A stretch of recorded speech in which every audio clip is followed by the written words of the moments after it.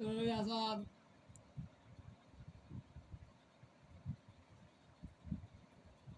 হবে হবে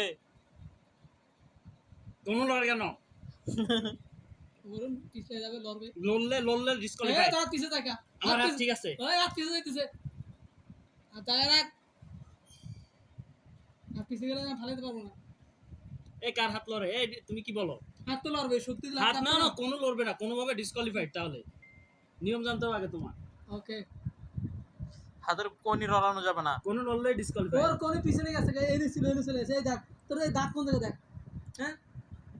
তুই তুই আসল কথা বেশি আরে রে